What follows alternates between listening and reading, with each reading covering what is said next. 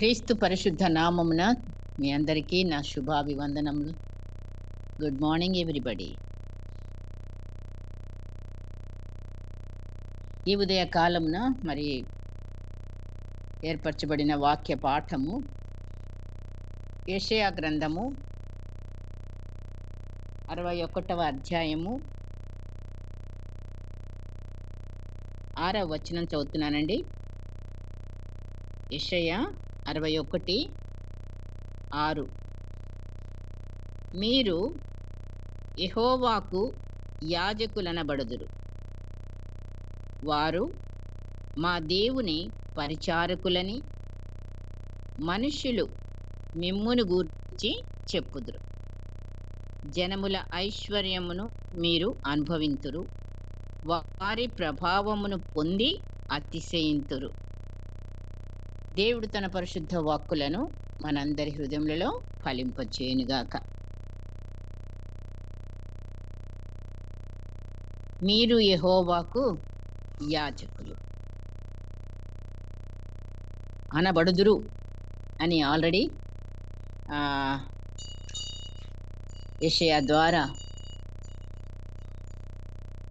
మరి ప్రవచింపబడింది. అది యేసయ్య జీవితంలో ఎలా నెరవేరిందో మరి మన జీవితంలో కూడా మరి ఇప్పుడు మనం ఎవరము? క్రైస్తవులము. అంటే క్రీస్తును కలిగిన బిడ్డలము, అంగీకరించిన బిడ్డలము, ఒప్పుకున్న బిడ్డలము, విశ్వసించిన బిడ్డలము, వెంబడిస్తున్న బిడ్డలము, శిష్యులము. కాబట్టి ఇప్పుడు మనం ఎవరు అనంటే అందరూ క్రైస్తవులే, అందరూ బిలీవర్సే కదా. మరి ఇప్పుడు మనం అందరం కూడా ఎవరంటే ఆయన ఏమై ఉన్నాడో మనం కూడా అదే అయి ఉండాలన్నదే కదా యేసయ్య అభిష్టం. అవును, మనకు ప్రతీది కూడాను ఆయన నేను పరిశుద్ధుడను, మీరును పరిశుద్ధులై ఉండుడి. అట్లాగే ప్రతిదీ కూడా మరి ఆయన నేను వెలుగునై ఉన్నాను లోకమునకు, మీరు కూడా వెలుగై ఉండాలి, వెలుగే అని కూడా చెప్తున్నాడు ఆయన. కాబట్టి మనం అన్ని విషయాలలో యేసయ్యని కలిగిన బిడ్డలంగా ఆయన స్వరూపాన్ని ధరించుకుంటున్న వారం. ఇప్పుడు ఒక్కొక్క గుణమును మనము పొదుక్కుంటున్నాం. సో ఆయన ఏమై ఉన్నాడో అదే మనమై ఉండాలి అనేది మరి మన ఇష్టం కూడాను. ఎందుకంటే ఆయన స్వరూపం మనకు కావాలి అని అడుగుతున్నాం కదా ప్రతి ఒక్కరం కూడా. మనం ప్రార్థన చేసినప్పుడు నీ స్వరూపంలోనికి నన్ను మార్చుకో తండ్రి అంటే ఆయన గుణాలన్నీ కూడా మనలో, ఆయన దయ, ఆయన ప్రేమ, ఆయన యొక్క కరుణ, కటాక్షం, ఏమేమి ఆయన గుణాలు అవన్నీ కూడా ఒకటిగా మనలోకి మనము దాని శిక్షణ ద్వారా అనుదినము కూడా మనం ప్రాక్టీస్లో వాటిని కలిగి ఉండే బిడ్డలంగా మనం అలవర్చుకుంటున్నాం. అలాగా అలవర్చుకునే క్రమంలో మరి ఇప్పుడు మనము ఆయన ఏమన్నాడు? నీ నిజమైన ద్రాక్షవల్లిని, నిజమైన అనే మాట అక్కడ వాడుతూ ఉంది. ఇప్పుడు మనం క్రైస్తవులమే అందరం కూడా. మరి మనం ఏ క్రైస్తవులమై ఉండాలి? నిజమైన క్రైస్తవులంగా. నిజంగా మరి యథార్థ హృదయం గురించి మనం కొద్దిగా అప్పుడు ధ్యానించుకున్నాము. ప్రతిదీ కూడాను మరి ఆయన సత్యవంతుడు, మనం కూడా సత్యమే పలకాలి, సత్యంలోనే నిలవాలి. మరి ఆయన ఏమై ఉన్నాడో ఆయన తగ్గింపు, ప్రతి గుణం కూడా మనలో ఒకటొకటిగా మనము ఒక్క రోజులో మనం ఎప్పుడు స్వరూపం ఫుల్గా ధరించుకోలేము. అందుకే మనకి ఒక్కొక్క విషయాన్ని కొద్దిగా ధ్యానిస్తూ దేవుడు మరి మనల్ని ఆయన స్వరూపంలోనికి మార్చుతున్నాడు, జ్ఞాపకం చేస్తున్నాడు. ఏమేమి బాధ్యతలు మనం కలిగి ఉండాలి. మరి ఒక యాజకులం అంటే చాలా మరి మనకి సంతోషమే, మనం కూడా యాజకులమే అని. పాత నిబంధన కాలంలో చూస్తే దేవుడు తన ప్రజలైన ఇశ్రాయేలీలను మరి ఏర్పరచుకొని అహరోను వంశస్థుల నుంచి మరి యాజకత్వాన్ని వారిని అభిషేకించి ప్రజల కొరకు నిలబెట్టాడు కదా. యాజకుని యొక్క ధర్మం ఏంటి? ఆయన పని ఏంటి అనంటే, మరి దేవునికి, ప్రజలకు మధ్యన నిలువట. నిలుచుండి మరి ప్రజలు యాజకుని ద్వారా దేవుని దగ్గరికి రావాలి. దేవుడు యాజకుని ద్వారా ప్రజలకు క్షమాపణ గాని, ఆశీర్వాదాలు గాని, మరి బోధ గాని ఇవన్నీ కూడాను ఆ మధ్యగా నిలబడింది యాజకుడు. ఆ కాలంలో బలులు అర్పించారు. ప్రజల యొక్క మరి పాపాలు అక్కడికొచ్చి వాళ్ళు మరి ఆయన ద్వారా వాళ్ళకి విధింపబడిన ఆ యొక్క బలి అర్పణలున్నాయి. చాలా ఉన్నాయి అర్పణలు కదా! మనకు తెలుసు. ఒక్కొక్క విషయంలో ఒక్కొక్క అర్పణ. కృతజ్ఞత అర్పణ, స్వేచ్ఛ అర్పణ, మరి ఇంకా గూడా దహన బలి, సమాధానార్థమైన బలి. ఇలాగా ఒక్కొక్క విషయానికి ఒక్కొక్క బలిగా మరి అర్పిస్తూ వారు దేవునిని సముఖం చేసుకున్నారు. దేవునితో సమాధాన పడటానికి, దేవుని యొక్క ఆశీర్వాదం పొందడానికి, దేవుని యొక్క మరి అన్ని విషయాలలో దేవుణ్ణి వాళ్ళు డైరెక్ట్‌గా అప్రోచ్ అవ్వలేరు ఆ టైంలో. మధ్యవర్తిగా నిలబడిన మరి యాజకులే అన్ని విషయాలలో వాళ్ళకి దారి మార్గం కనబరుస్తూ మరి వారికి పశ్చాత్తాప ప్రార్థనలు, బలులు అవన్నీ కూడాను వారి పక్షమున నిలబడి చేసి మరి వారికి దేవుని నుండి ఆశీర్వాదాలు అయితేనేమి, ఇంకా ఏదైనా కానీ దేవుని నుండి వాళ్ళకి చెప్పాల్సిన బోధ అయితేనేమి వాళ్ళు చెప్పేవాళ్ళు. యెషయా ప్రవక్త ప్రవచించిన ప్రవచనాలు మరి క్రొత్త నిబంధనలో నెరవేర్పునుగా మనం చూస్తున్నాం.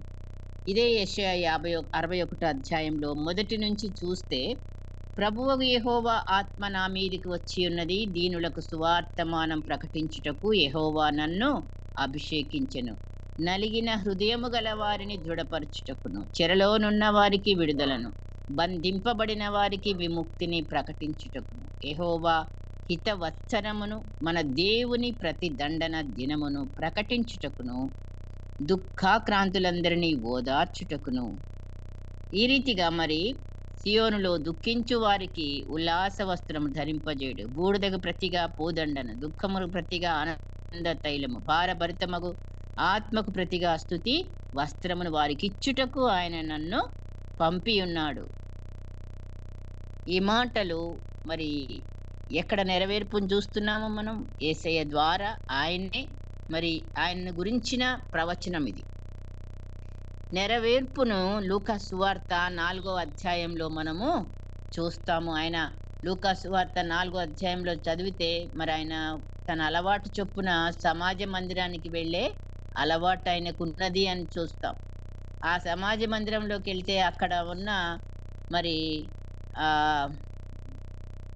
మరి అక్కడ ఆయనకి వాక్యం చదవడానికి యెషయా గ్రంథం చేతికి ఇవ్వబడ్డట్టుగా కూడా మనము చూస్తాం. అక్కడ ఆయన తెరవగానే ఇదిగో ఇదే ప్రవచనాన్ని ఆయన చేతికి వచ్చి చదివాడు. లూకా సువార్త మరి 4వ అధ్యాయంలో కూడా చూస్తే 18వ వచనంలో ప్రవక్త అయిన 17 ప్రవక్త అయిన యెషయా గ్రంథము ఆయన చేతికి ఇయ్యబడెను. ఆయన గ్రంథము విప్పగా ప్రభువు ఆత్మ నా మీద ఉన్నది, బీదలకు సువార్త, ఇవన్నీ కూడా సేమ్. మరి ఆయన చదివి ఆయన గ్రంథము చుట్టి పరిచారకునికి ఇచ్చి కూర్చుండెను. 21వ వచనం చూస్తే, సమాజ మందిరములోనున్న వారందరూ ఆయనను తేరి చూడగా ఆయన నేడు మీ వినికిడిలో ఈ లేఖనము నెరవేరినదని వారితో చెప్పసాగింది. ఆయన భూమి మీదకొచ్చి మరి ఆయన ఏమై ఉన్నాడో 100 సంవత్సరాల ముందే మరి యెషయా గారి ద్వారా ప్రకటించబడిన వాక్యం ఆయన చేతికి ఇవ్వబడి ఆయన నెరవేర్పును మరి అక్కడున్న ప్రజలకు చూపించాడు. ఇక్కడున్న మనకి కూడా చూపిస్తున్నాడు. నిజమే, ఆయన ద్వారా మరి ఈ లేఖనం నెరవేర్పు. ఇప్పుడు ఆయన ఏమై ఉన్నాడు? మనకి యాజకుడు, ప్రధాన యాజకుడు. ఆయన రాజులకు రాజు, ప్రభువులకు ప్రభువు, బోధకులకు బోధకుడు. అన్ని విధాల ఆయన మరి ఈ లోకంలో మానవులకు అవసరమైన వాటన్నిటిని కూడా మన వ్యక్తిత్వాన్ని మార్పు చేయడానికి ఆయన అన్నీ కూడా కలిగి ఉన్న దేవుడుగా లోకంలోకి వచ్చి మరి ఇప్పుడు మనకి యాజకత్వాన్ని కూడా ఆయన ఇచ్చే దేవుడుగా, ఆయన యాజకుడు, ప్రధాన యాజకుడు. మనం ఏమై ఉండాలి? మనం కూడా యాజకులమై ఉండటానికి. కాబట్టే మరి నేను వెలుగులో నడుచుకున్న ప్రకారముగా, నేను ప్రేమించిన ప్రకారముగా మరి మీరును అతి రీతిగా పొరుగువారిని ప్రేమించుడి. తన ప్రేమతో శత్రువుని ప్రేమించుడి. ఇవన్నీ మనకి ఎంతగానో మరి పాఠాలు తెలిసినవే. కానీ ఎంత ప్రాక్టీస్‌లో మనం పెడుతున్నాము? ఎంతవరకు ఆయన స్వరూపం మనలో మరి చూసే వాళ్ళకి అది కనబడుతున్నది అనేది మరి చూసే చెప్పాలి గదా! చిన్నప్పుడు నేను స్కూల్‌కి వెళ్ళే టైంలో నేను వెళ్తున్నప్పుడు మా నాన్న ఫ్రెండ్ ఒకతను. ఎవరో నాకాయన తెలీదు పెద్దాయన. చూసి "పాపా నువ్వెవరు? జోసెఫ్ కూతురువా?" అని అడిగాడు. అవునండి. మా నాన్న జోసెఫే. అచ్చం అట్టాగే ఉన్నావు. సో, ఫిజికల్‌గా మనం తండ్రి స్వరూపాన్ని, మన తండ్రి భూమి మీద ఉన్న మన తండ్రి, కన్న తండ్రిని మనం కలిగిన మన యొక్క రూపురేఖల ద్వారా బయట వాళ్ళు కనుక్కుంటారు. ఇగో వీళ్ళు ఫలానా వాళ్ళ పిల్లలు. చూడు అచ్చం అలాగే ఉంటారు. వాళ్ళ ఆ రకంగానే మనం ఇప్పుడు యేసయ్య బిడ్డలముగా మన చుట్టూ ఉన్న అన్యజనుల మధ్యలో మనం వెలుగంటే మనము మన సత్క్రియల ద్వారా అన్నమాట. మన వెలుగుని ప్రకాశింపనీయుడి అన్నాడు కదా! ఆ రీతిగానే మరి దేవుని ప్రేమను మనకి కీడు జరిగినా మరి మేలు చేత జయించమన్నాడు. అట్లా కీడు చేసిన వాళ్ళకి మళ్ళీ మనం మేలు చేసే బిడ్డలంగా ఉన్నామా? లేదా? మొహం తిప్పుకొని ఉంటున్నామా? ఇంకా మనలో ఎక్కడో మరి ఆహ్, ఏమనాలి పాత జీవితంలో మనకి కోపాలు, ఆవేశాలు అవి మామూలుగానే. కానీ ఇప్పుడు ఉండడానికి లేదుగా మరి. ఇప్పుడు ఏమైనా క్షమాపణ, క్షమాపణ, క్షమాపణ. ప్రేమ, ప్రేమ, ప్రేమ. ఇవే మనము బయటికి కనపరిచేలాగా మనము ఎంతవరకు ఉంటున్నాం? పైకి ఒకలాగాన ఇంకా మనలో ఏది కొరతగా ఉన్నది? మనకి మన ఆయన స్వరూపంకి ఫుల్‌నెస్ మనలో ఎంతవరకు వచ్చింది? అది మనము మరి ప్రాక్టీస్‌లో చేస్తూ అనుదినం కూడా మనం మరి వాక్యంలో పెరుగుతున్నాం. వాక్యము వెల్లడి అగుట తోడనే ఏం కలుగును? వెలుగు కలుగును. మరి బుద్ధి లేని వారికి బుద్ధి కలుగును. అవును. మనకెంతో జ్ఞానం కొదువుగానే ఉంది ఇంకా. కాబట్టే మరి వాక్యాన్ని చాలాగా మనము చదువుతూ ఆ వెలుగుని మనం కలిగిన బిడ్డలంగా ఉండడానికి. పేతురు కూడా మరి ఈ యొక్క విషయంలో మనకు చెప్తా ఉన్నాడు. పేతురు రాసిన మొదటి పత్రిక 2వ అధ్యాయము 5వ వచనం. పేతురు రాసిన పత్రిక 2వ అధ్యాయము 5వ వచనం అండి.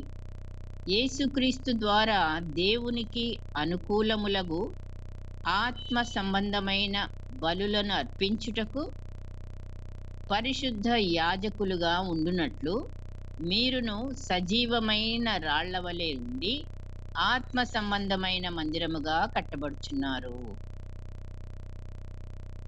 ఆత్మ సంబంధమైన బలులను అర్పించుటకు పరిశుద్ధ యాజకులుగా అనే మాట నిజంగా మరి యాజకుడు ఏం చేస్తాడు? బలులు అర్పించుతా ఉంటాడు అందరి విషయంలో. ఈవెన్ తన విషయంలో కూడా బలులు అర్పించినాడు. అట్లాగే మనం ఇప్పుడు ఏ బలులు మనం అర్పించాలి? ఆత్మ సంబంధమైన మరి బలులు, స్తుతి యాగాలు, కృతజ్ఞతలు, మరి ప్రార్థనలు అది కూడా అర్పణ. కాబట్టి మరి అది అందరి కొరకు. యాజకుడు అంటే ఎప్పుడు కూడా అందరి కొరకు అని గుర్తుపెట్టుకోవాలి. ఇప్పుడు మనము యాజక అనే బిరుదు మనం పొందుకుంటున్నాం కాబట్టి కొంచెం పర్టిక్యులర్‌గా మరి ఎంతవరకు మనము అందరి కొరకు జీవిస్తున్నాము అనేది. కేవలం మన ఇంటి కొరకేనా? మన పిల్లల కొరకేనా? మన మన మన సొంత కాదు. మనం అందరి కొరకు కూడా మరి ఈ యాజకత్వాన్ని జరిపించే మరి యాజకుని లక్షణాలను కలిగిన బిడ్డలంగా ఉన్నామా లేదా? ఉండకపోతే నిజ క్రైస్తవులము కాదు. క్రైస్తవులందరినీ కూడా అంటున్నాడు కదా మరి ఇప్పుడు. ఇప్పుడు పాపాలు ఒప్పుకోవడానికి అప్పుడు యాజకుడు మధ్యవర్తి అంటే, ఇప్పుడు యేసయ్య సిలువలో తన శరీరమును తెర ద్వారా మనల్ని డైరెక్ట్గా అప్రోచ్ అవ్వడానికి దేవుని దగ్గరికి మనము మన విన్నపాలు, మన పాపాలు ఒప్పుకోవడానికి, స్తుతి చెల్లి ఏదైనా కానీ మనం తండ్రి అని పిలవడానికి మనం వెళ్తున్నాం డైరెక్ట్గా. మరి ఇంకెందుకండి వాళ్ళ కొరకు వీళ్ళ కొరకు అని అంటారా? కాదు. ఇప్పుడు యేసయ్య ఏం చేస్తున్నాడు పరలోకంలో? మనందరి కొరకు ఆయన నిత్యము విజ్ఞాపన చేస్తున్నాడు. మన యాజకుడు, ప్రధాన యాజకుడు చేసే పని ఏంటి అక్కడ? మనందరి కొరకు మనం చేసే ప్రార్థనలు ఆయన సరిచేసి మళ్ళీ తండ్రికి అప్పగిస్తున్నాడు. మనం యేసయ్య ద్వారా, యేసు నామమున మన ప్రార్థనను అప్పగిస్తాం. ఎట్టెట్టనో చేస్తాం. మనకి మన ఆలోచనలు అవన్నీ ఆయన గ్రహించి వాటిని సరిచేసి తండ్రికి ఆయన మన ప్రార్థన సమర్పిస్తున్నాడు అందరి కొరకు. ఎందుకంటే ఆయన లోకమును ప్రేమించుతున్న దేవుడు, లోకమంతటినీ ప్రేమించిన దేవుడు, ప్రేమిస్తున్న దేవుడు. కనుకనే ఆయనకు అందరూ కూడా మరి దేవుని పరలోక రాజ్యంలో చేరాలన్నదే, అందరూ రక్షింపబడాలన్నదే. అందరూ అనేది మనలోకి ఎంతవరకు వచ్చింది? మనము యాజకులమైతే అందరి విషయంలో మనం ఏం చేయాలి? అదే చేయాలి. అందరి విషయాన్ని బట్టి మనం ప్రార్థన చేసేవాళ్ళంగా, మన ప్రధాన యాజకుడు ఏమైతే చేస్తున్నాడో మరి మనం కూడా అదే చేసేవాళ్ళంగా ఉన్నామా? ఎంతవరకు ఉన్నాము? చెప్పుకుంటున్నాము రాజులైన యాజక వంశమును. పేతురు మొదటి పత్రికలోనే మరి 2వ అధ్యాయము 9వ వచనం చూద్దాము.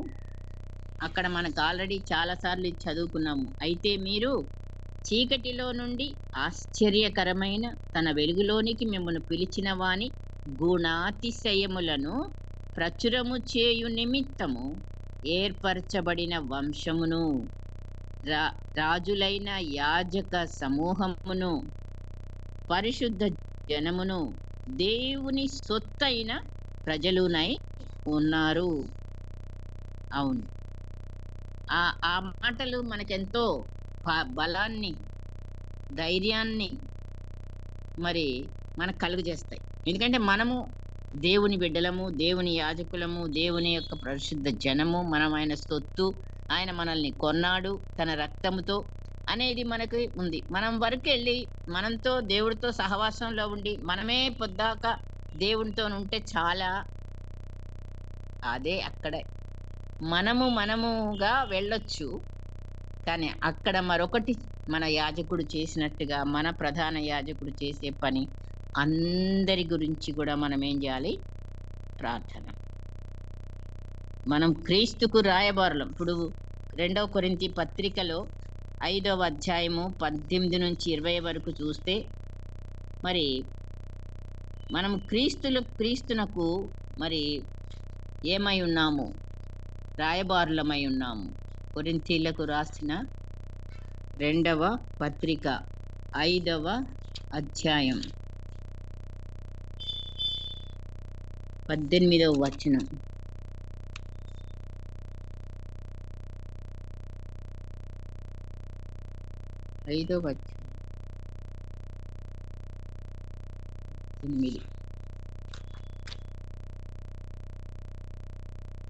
సమస్తమును దేవుని వలననైనవి, ఆయన మనలను క్రీస్తు ద్వారా తనతో సమాధానపరుచుకొని ఆ సమాధానపరుచు పరిచర్యను మాకు అనుగ్రహించెను. పౌలు గారు అంటున్నాడు, సమాధానపరుచు పరిచర్య. అదేమనగా దేవుడు వారి అపరాధములను వారి మీద మోపక క్రీస్తు నందు లోకమును తనతో సమాధానపరుచుకొనుచు ఆ సమాధాన వాక్యమును మాకు అప్పగించెను.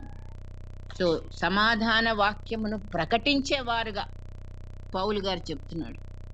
బాధ్యతగా మనం గుర్తించుకొని మరి దేవుని కొరకు మనము చేయవలసింది. ఆయన రాయబారులముగా మనం క్రైస్తవులంగా పిలువబడుతున్నాము, చెప్పబడుతున్నాము. కాబట్టి ప్రతి క్రైస్తవుడు కూడా ఏమై ఉండాలి? క్రీస్తుకు సాక్షులముగా, యాజకులముగా. అలా లేకపోతే అసలు మనం క్రైస్తవులం కాదు. ఇదెంత మాట! మనం ప్రతిరోజు క్రీస్తుకు సాక్ష్యంగా మనం బతుకుతున్నామా? యాజకులంగా కూడా మనము మరి నిర్వర్తిస్తున్నామా? మన ధర్మం, మన బాధ్యత ప్రతి ఒక్కరి మీద ఉంది. ఇప్పుడు సంఘంలో ఎట్లాగైతే అనాది సంఘంలో, ఆది సంఘంలో వాళ్ళు పెద్దలు నేర్పరిచారు. అవును. ఆ పెద్దల ద్వారా ఒక క్రమం ఉంది, నడిపింపు ఉంది, బోధ ఉంది, అన్నీ ఉన్నాయి. ఈవెన్ ఇప్పుడు కూడా అలాగే సంఘానికి మరి కాపరులు, బోధకులు, యాజకులుగా మరి ఉన్నాం, కరెక్టే. కానీ ప్రతివాడు కూడా క్రైస్తవుడు అందరు కూడా మరి బాధ్యులేనని, ఇది ప్రతి క్రైస్తవులో, సంఘంలో ఉన్న ప్రతి వ్యక్తిలో ఇది మనము ఏం చేయాలి?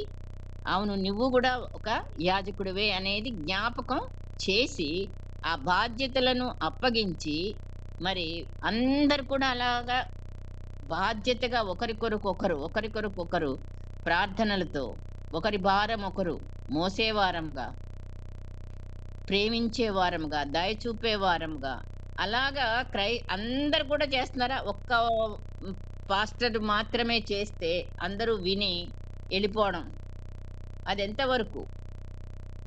ఈ బాధ్యత మరి ఎందుకని ప్రతి ఒక్కరిలో లేదు? మాకేం లేదు, సంఘ బాధ్యత ఒక్కళ్ళ దగ్గర ఉంది అనే దగ్గర మనం ఉంటే మరి ఇంకా కూడా మనం యాజకులం ఎలాగవుతాం? అందరూ యాజకులు ఎలాగవుతారు? కాబట్టి సంఘము అనేది ప్రతి ఒక్కరు కూడా అలాగున్నప్పుడే ఈ ప్రపంచము మనలను తెలుసుకునేదిగా ఉంటుంది. ఇది ఈ యాజకత్వం అనేది మరి దేవుడికి ఈ ప్లాన్ ఎప్పటి నుంచి ఉంది అని అంటే, నిజంగా చూస్తే నిర్గమకాండము ఒకసారి 19వ అధ్యాయము చూస్తే నిర్గమకాండంలోనే మరి ఆయన యొక్క ప్రణాళిక మోషే ద్వారా దేవుడు మాట్లాడుతున్నాడు ఆనాటి ఇశ్రాయేల్ ప్రజలతో. 6వ వచనం, 19:6 నిర్గమకాండం. సమస్త భూమియు నాదే కదా, మీరు నాకు యాజక రూపమైన రాజ్యముగాను పరిశుద్ధమైన జనముగాను ఉందురని చెప్పుము. ఎవరితో? ఇశ్రాయేలీలందరితో చెప్పమంటున్నాడు మోషే గారిని. యాజక రూపమైన రాజ్యము. ఆయనకి మామూలు రాజ్యం కాదు. ఆయన రాజ్యంలో ఉన్న వాళ్ళందరూ యాజులే, అందరూ ఆయనకి సేవ చేసేవాళ్ళే, అందరూ ఆయనకి విజ్ఞాపనలు చేసేవాళ్ళే. వామ్మో! ఇది మనము గ్రహిస్తే నిజంగా ప్రతి ఒక్క ఇశ్రాయేలీయుడు కూడా అలాగా దేవుని యాజకుడుగా మరి ఉండాలి, ఆయనను బయలుపరచాలి. ఒకవైపున ఆయనను ఆరాధించుతూ, ఒకవైపున ప్రజలకు మరి యాజకుడు చేయవలసిన ధర్మము, వారి కొరకు ప్రార్థనలే ఎక్కువ కదా. మనం ఎంత చేసినా సరే సహాయాలు కాదు. అక్కడ యాజకుడు అనేవాడు కేవలము మధ్యవర్తిగా నిలబడి ప్రార్థనలు చేసి, ఇంటర్సెషన్ అనేది చాలా చాలా మరి మనకు అవసరమై ఉన్నది. అందరు కూడా మరి ఇప్పుడు ఆ ఇశ్రాయేలీయులు దాన్ని మిస్ అయ్యారు. దేవుని యొక్క గుణలక్షణాలు వాళ్ళు ప్రతిబింబించక, ఆయన అనుకున్నట్లుగా వాళ్ళు ఫెయిల్ అయితేనే మరి యేసయ్య ఈ లోకానికి రావడం జరిగింది. వచ్చి ఆయన తండ్రిని చూపించాడు. నన్ను చూస్తే తండ్రిని చూసినట్టే అని అన్నాడు. ఆయన తండ్రిలో మరి ఉన్న ప్రేమంతని కూడా తన రక్తమును సమర్పించి, ప్రాణాన్ని అర్పించి మరి మన రక్షణార్థమై మనందరినీ కూడా కొన్నాడు ఆయన. నీవు నేను కొనబడిన బిడ్డలం, ప్రశస్తమైన రక్తంతో. ఎంత వేళ యేసయ్య రక్తం అంటే మనము దాన్ని అసలు దేనితోనైనా పోల్చగలమా? ఏ ఏ సంపదైనా దానికి ఈక్వల్ అవుతదా? ఆయన వెల అంత గొప్పది. సో, మనల్ని అంత వెల ఇచ్చి కొన్నాడంట. ఆయనకు రాజ్యముగా ఉండడానికి. ఏ రాజ్యముగా? యాజక రాజ్యం. పరిశుద్ధమైన జనముగా. అట్లాగా మరిప్పుడు మనమందరం కూడాను మనము ప్రతి ఒక్కరు కూడా ఈ బాధ్యత వహించిన వారంగానే ఉండాలి. ఒకళ్ళు మరి కాదు గాని ప్రతి మన సంఘస్థులందరం కూడా ఇదే మరి బాధ్యతను యాజకులము అనేది ఇప్పుడు సాధారణంగా మనము ప్రేమ కలిగి ఉండండి, లేకపోతే వెలుగుగా ఉండండి, మనం వెలుగు ఈ లోకానికి అంటే అన్యజనుల ఎదుట వాళ్ళని మన సత్క్రియలతో మన వెలుగు ప్రకాశింపజేసి వాళ్ళని దేవుని సన్నిధికి నడిపించేదిగా మరి కొన్ని కొన్ని విషయాలలో మనం బాగా స్ట్రాంగ్గానే ఉన్నాము. కానీ అందరం కూడా యాజకులమే అని మనకు మనం అనుకుంటే, మనం సంతోషిస్తే, మనము దేవుని సన్నిధిలో ఎప్పుడు నిత్యము అక్కడ ప్రార్థిస్తుంటే మన కొరకు మన అంతవరకే కాదు, మనం అందరి కొరకు కూడా చేయవలసిన బాధ్యతగా మరి గుర్తించి ప్రతి ఒక్కరు కూడా క్రైస్తవులందరూ కూడా ఇప్పుడు ఎవరు యాజకులు. ఆయన రాజ్యము యాజకులతోనే నింపబడుతుంది. సాధారణ ప్రజలు లేరు కదా అక్కడ, అందరూ యాజక రూపమైన వారుగానే ఉన్నారు. కాబట్టి ఎలాగైతే మరి యేసుక్రీస్తు మన ప్రధాన యాజకుడు, ఆయన మెల్కీసెదెకు క్రమంలో నుంచి వచ్చాడు. ఆ మెల్కీసెదెకు క్రమంలో నుంచి ఆయన రక్తం ద్వారా మనము యాజకులమండి కదా. అహరోను యాజకత్వం కాదు మనది. ఇప్పుడు యేసు రక్షకుడుగా ఆయన మెల్కీసెదెకు క్రమము నుంచి ఆయన ఏ రీతిగా మరి మన పాపాలను ఆయన శుద్ధి చేసి విడిపించి తండ్రియగు దేవునికి ఒక రాజ్యముగా యాజకులుగా మనల్ని చేశాడంట. ప్రకటన గ్రంథంలో ఈ మాట 1వ అధ్యాయమే, ప్రకటన గ్రంథము 1:6 వచనమండి. ప్రకటన 1:6 వచనం. యేసయ్య ద్వారా మనం ఇప్పుడు దేవునికి మనల్ని ఆయన ఒక యాజకులంగా చేశాడు. 6వ వచనం. మరియు తాను ప్రధానత్వమును ఎక్కడ యూదా సారీ ప్రకటన గ్రంథము 1:6 మనలను ప్రేమించుచు తన రక్తము వలన మన పాపముల నుండి మనలను విడిపించిన వానికి మహిమయు ప్రభావమును యుగయుగములు కలుగునుగాక. ఆమేన్. ఆయన మనలను తన తండ్రి అయిన దేవునికి ఒక రాజ్యముగాను యాజకులనుగాను చేసెను. ఒక రాజ్యముగాను యాజకులనుగాను చేసెను. కాబట్టి మనకింత బాధ్యత ఉందంటే, ఒక యాజకుడు ఏ రీతిగా ప్రజల క్షేమార్థమై మరి వారి పక్షమున ప్రార్థన, బలులర్పణ, ప్రజలను మరి ఆశీర్వదించి పంపుటలో, అలాగూ క్రైస్తవులమైన మనం కూడా తిమోతికి మొదటి పత్రిక పేతురు గారు పౌలు గారు రాసినట్టుగా 2వ అధ్యాయం 1వ వచనం చూస్తే, తిమోతికి వ్రాసిన పత్రిక మొదటి పత్రిక 2వ అధ్యాయం 1వ వచనం. మరి మనము సంపూర్ణ భక్తియు మాన్యతయు కలిగి నెమ్మదిగా సుఖముగా బ్రతుకు నిమిత్తము అన్నిటికంటే ముఖ్యముగా మనుషులందరి కొరకు, వామ్మో మరి ఎక్కడున్నారు అందరి కొరకు నేను ఎట్లా చేయాలా? మనం మనుషులందరి కొరకు ఏమైనా చేయగలమా? ఏమీ చేయలేం, కానీ కేవలం ప్రార్థన మాత్రం చేయగలుగుతాం. అది మరి మొత్తం గ్లోబ్ కోసం, ప్రపంచమంతటి కొరకు చేయమంటున్నాడు. ఇప్పుడు మన సంఘం కొరకు మనం ఎక్కువ చేస్తాం, అంతవరకు మనకి బాగానే ఉంది. కానీ ఇతర సంఘాలను చూసి కొన్నిసార్లు మనం ఏమంటాం, వ్యతిరేకిస్తాము, లేకపోతే వాళ్ళని విమర్శిస్తాము. ఇంకా ఈ గుణాలు మనలో ఉంటే మనలో యాజకత్వం లక్షణాలు ఎక్కడండి? మనం ఎంతో మందిని చూస్తున్నాం. ఒక సేవకుడికి ఇంకొక సేవకుడు పడడు సుమా. అందులో ఆయనలో ఉన్న లోపాలయో ఎత్తి చూపిస్తూ ఉంటారు. ఆ! లేకపోతే ఇంకేదో. అది కాదు. అందరి కొరకు ప్రార్థన అంటే మొత్తం అంతా అసలు క్రైస్తవులందరూ కూడా ఒకటిగా లేరు సుమా. అట్లాంటిది ఇప్పుడు ప్రపంచమంతటి కొరకు కూడా మనము చేసే బిడ్డలంగా, ప్రార్థన చేసే బిడ్డలంగా మనము సిద్ధపడాలి.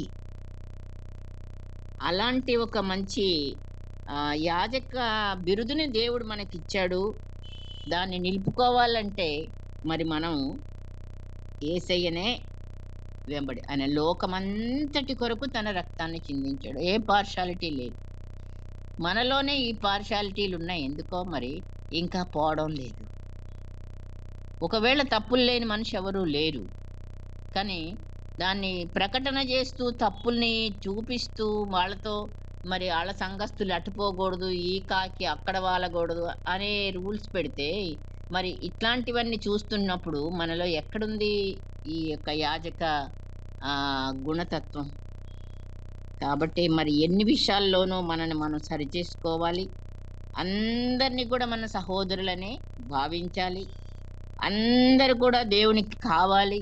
అందరూ రక్షించబడాలి. అంత ప్రపంచమంతా కూడా అంటే అందరి కొరకు మనం ఒక్కొక్కటి పోతుంటే మరి దేశాలు అన్ని దేశాల కొరకు మనం పేర్లన్నా పెట్టి కనీసం ప్రార్థనలో ఎన్ని దేశాల పేర్లు తెలుసో అన్ని దేశాల పేర్లు పెట్టి మరి వాళ్ళ రక్షణ కొరకు, వాళ్ళ యొక్క ఆత్మీయ ఎదుగుదల కొరకు మరి ప్రార్థించే వారంగా మనము ఉండాలి. మన ప్రార్థన లిమిటెడ్ ప్రార్థన అయిపోతుందేమో ఒకవేళ. మనకి మట్టుకే చేసుకొని కాదు. మనము ప్రతి ఒక్కరి కొరకు కూడా చేయాల్సిన బాధ్యత మనకి ఇస్తున్నాడు. విజ్ఞాపనలు. అందుకనే ఆయన చెప్తున్నాడు మనుషులందరి కొరకు, రాజుల కొరకు, అధికారులందరి కొరకు. అందరూ అంటున్నారు చూడండి.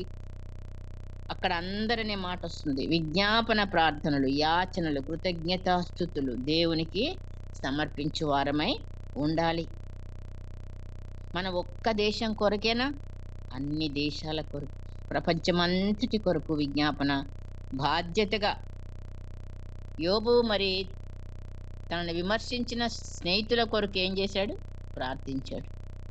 అప్పుడు ఆయనకి ఏమొచ్చింది? డబల్ ఆశీర్వాదము వచ్చింది. ఇందాక నేను యెషయా గ్రంథము మనం మొట్టమొదలు చదువుకున్న పాఠము 61వ అధ్యాయంలో ఒక భాగం చదివేసి చాలే అనుకున్నా. నేను వాక్యమంతా సిద్ధపడ్డాక నాకు బుర్ర ఎలిగింది. అసలు అర్థం కాకుండా ఉంటది కొన్నిసార్లు. నిజంగా నాకు ఆశ్చర్యం వేసింది. ఎప్పుడైతే యోబుని జ్ఞాపకం చేశాడో దేవుడు. ఈ 61వ అధ్యాయం మనం చదువుకున్నాం కదా. ఇప్పుడు ఏ వచనం చదివామండి? 6వ వచనం చదివాము. మీరు యెహోవాకు యాజకులనబడుదురు అని, వారు మా దేవుని పరిచారకులని మనుష్యులు మిమ్మును గూర్చి చెప్పుదురు. అంత మటుకు చాలే అనుకున్నా. కానీ ఎందుకుంది ఈ వచనం పక్కన 2 వచనాలు ఏమున్నాయి? జనముల ఐశ్వర్యమును మీరు అనుభవింతురు, వారి ప్రభావమును పొంది అతిశయింతురు అనే మాటలు అక్కడ ఉంటే నేను అయి వద్దులే, ఈ పైన చదువుదాము అంతవరకు చాలనుకున్నా. మళ్ళీ 6వ వచనం చదువుకుంటా. తర్వాత అప్పుడు నాకు తెలిసింది ఏంటి చూసారా? మనం ఎప్పుడైతే ప్రచారకులంగా మనుషులు మనల్ని గుర్తిస్తారో, ఎప్పుడు గుర్తిస్తారు పరిచారకులని? వాళ్ళకి సేవ చేసినప్పుడే కదా. పరిచారం చేస్తేనే. ఏ పరిచారం చేస్తే? ప్రార్థనా పరిచారం ఉంది. వాళ్ళని బట్టి మనం ఏం చేసినా సరే దేవుడికి, వాళ్ళని దేవుడి సన్నిధికి నడిపించే పరిచారము, ఇంకా దేవుని గురించి ప్రకటించే పరిచారము.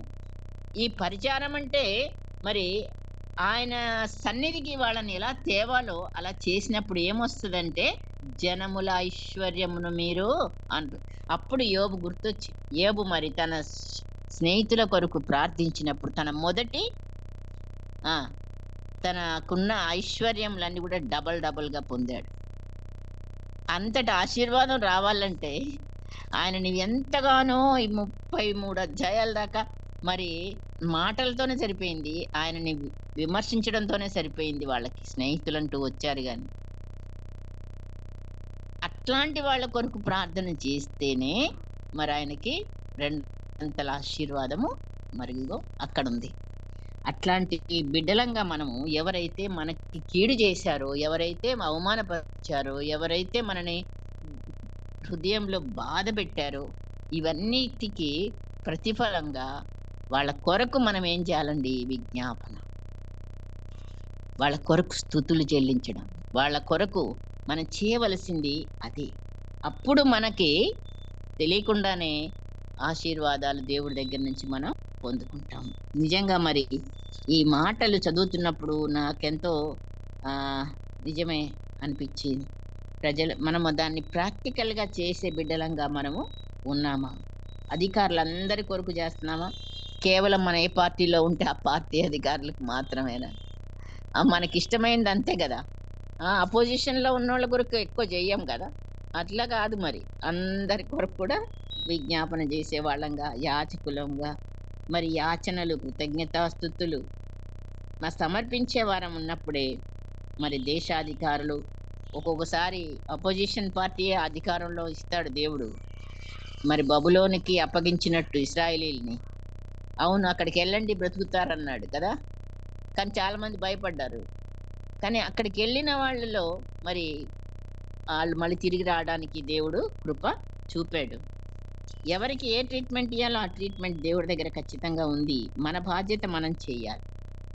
మనం నిజ క్రైస్తవులం అనిపించుకున్నప్పుడు క్రీస్తులో ఉన్న ప్రేమ, దయ, సాత్వికత, సహనం, ఓర్పు, కరుణ, ఐక్యత లేదు ఎక్కడ చూసినా. మరి సాతానుడు రాజ్యం అయిపోతా ఉంది. ఇంకా కుటుంబంలోనే ఐక్యత లేనిగా ఉంటే ఇంకా సంఘం అంటావేందమ్మా? మరి ప్రపంచం అంటున్నావు ఇంకా అంటే కష్టమే. ఇతరుల భారమును ఒకరికి భారమును ఒకరు మోసేవారం అంటే ఏంటి? వాళ్ళ భారాన్ని మోయటం అంటే వాళ్ళ తప్పు మార్గంలో ఉంటే గనక మంచి దారిలో వాళ్ళని నడిపించాలి. వాళ్ళ కొరకు ప్రార్థన. అన్నిటికంటే మించిందే ప్రార్థన, విజ్ఞాపన. అప్పుడే మనకి జయము, అభివృద్ధి, ఆశీర్వాదములు. దేవునికి మనము లోకానికి ఉప్పుగాను, వెలుగుగాను యేసుక్రీస్తుతో ఐక్యమై మరి సంఘ సభ్యులందరూ కూడా ఒకరికొరకొకరు ప్రార్థన, ప్రేమ ఇవన్నీ కూడాను మనం కలిగిన బిడ్డలంగా, దేవుణ్ణి మహిమపరిచే వారంగా, దేవుడిచ్చిన ఈ బిరుదు యాజకత్వం అనే మరి గొప్ప ఆ యొక్క అధికారాన్ని మనం కలిగిన వారంగా ఉండాలంటే పరిచారకులంగానే యేసయ్యే చెప్పాడు, నేను పరిచారం చేయించుకొనుటకు రాలేదు, పరిచారం చేయుటకు ఈ లోకానికి వచ్చాను. అట్టి రీతిగా మనం కూడా మరి చాలా వరకు మరి ఇంకా తగ్గింపులో దేవుని కొరకు నిలబడి యాజకులంగా ఉండడానికి, ప్రతి ఒక్కరి కొరకు విజ్ఞాపన చేసే బిడ్డలంగా ఉండి ఆశీర్వాదకరమైన బిడ్డలంగా మనము దేవునికి సాక్షులంగా నిలబడి పరిశుద్ధాత్మ దేవుడు మనకి సహాయము చేయనుగాక. ప్రార్థన. పరిశుద్ధుడైన మా తండ్రి, నీకు లెక్కలేని వందనాలు స్తోత్రాలు చెల్లిస్తున్నాము నాయన. మాకెంతో పెద్ద బిరుదునిచ్చారు మీరు తండ్రి. యాజకులమని, పరిశుద్ధ జనమని, వీటిని మేము ధరించిన వారంగా మరి మా బాధ్యతలను కూడా మీరు గుర్తు చేసినందుకై వందనాలు చెల్లిస్తూ, ప్రతి ఒక్కరి కొరకు అయా బాధ్యతగా, ఏదో పెదవులతో కాదు నాయన, బాధ్యతగా మేము ప్రార్థించే వారంగా ప్రభువా, అట్టి ప్రార్థన ఆత్మను విజ్ఞాపన పొందించు ఆత్మను మాకందరికీ మీరు అనుగ్రహించి మీ నామమును మహిమపరిచే వారంగా, మీ గుణాతిశయములను ప్రచురించే వారంగా ఉండడానికి మమ్మల్ని మీరు ఏర్పరచుకున్నందుకై నీకు వందనాలు స్తోత్రాలు చెల్లిస్తూ, ఈ వాక్యం మా అందరిలో ఫలింపచేసినందుకై స్తోత్రాలు చెల్లిస్తూ యేసు పరిశుద్ధ నామమును అడిగి వేడుకొంచున్నాం తండ్రి. ఆమేన్.